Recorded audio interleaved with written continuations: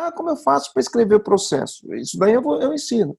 Mas o grande ponto é você ter a cultura de executar os processos. E isso começa a partir do momento que você tem indicadores do processo. Por quê?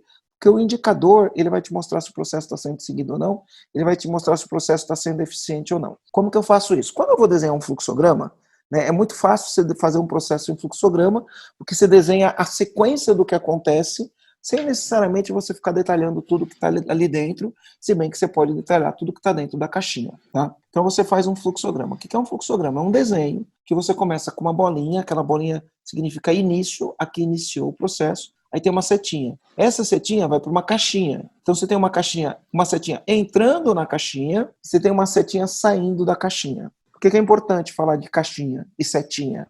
Porque processo é caixinha e setinha. E fica ligado aqui que você não precisa entender exatamente como desenha isso, mas tem que sacar a lógica que tem por trás disso. Quando a setinha entra na caixinha, você tem um negócio que chama input. Quando a setinha sai da caixinha, você tem um negócio chamado output. Ou, trazendo isso para o português, você tem entradas e saídas das caixinhas.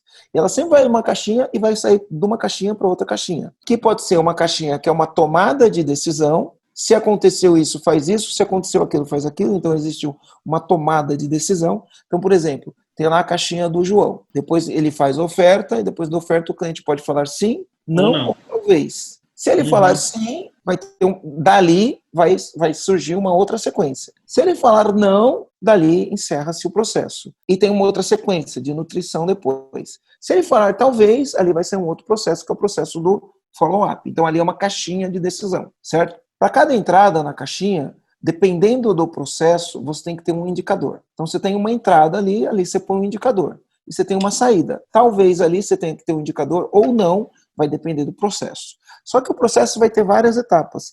Você tem que olhar isso, esse desenho que você está fazendo. Você vai ter que olhar. Eu fiz aqui para exemplificar o que o Marcelo está falando. Quem está no YouTube está vendo um desenho na mão de como fazer o processo. E é simples assim. Aí você vai colocando ali, né, o que é. E aí você tem que olhar para esse processo depois que ele é desenhado e você vai falar, tá, qual a entrada que eu tenho que colocar um indicador e qual saída que eu tenho de colocar um indicador, que ao analisar, eu sei se esse processo está sendo bem executado.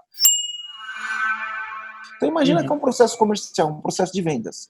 Eu vou ter uma entrada, então eu tenho uma primeira ação lá que é fazer anúncio, certo? Tem uma ação lá que é fazer anúncio no Facebook, é uma das ações, a outra ação é anúncio no Google, a outra ação é qualquer outro tipo de campanha que eu faço, certo? Ao fazer anúncio, eu vou ter gente entrando, visitantes aterrissando no meu site, por exemplo. Então tem essa caixinha, visitante. Eu tenho que ter um indicador ali, quantos visitantes entrou, certo? Dali, se o cara tomar uma ação, ali, naquela caixinha, que é a caixinha ali na boca do funil, que é onde eu educo o cara, onde eu mostro qual que é a minha mensagem, onde tem várias coisas, ali eu vou ter pessoas que vão clicar em um botão, e naquele botão ele vai ser direcionado, sei lá, para uma página onde ele vai deixar o e-mail dele. Aí ele deixou o e-mail. Das pessoas que recebeu o e-mail, né, ele deixou o e-mail, aí você tem uma sequência depois que ele deixou o e-mail, que pode ser uma ligação, que eu vou ligar para essa pessoa. E aí, ao ligar para essa pessoa, eu vou ter uma outra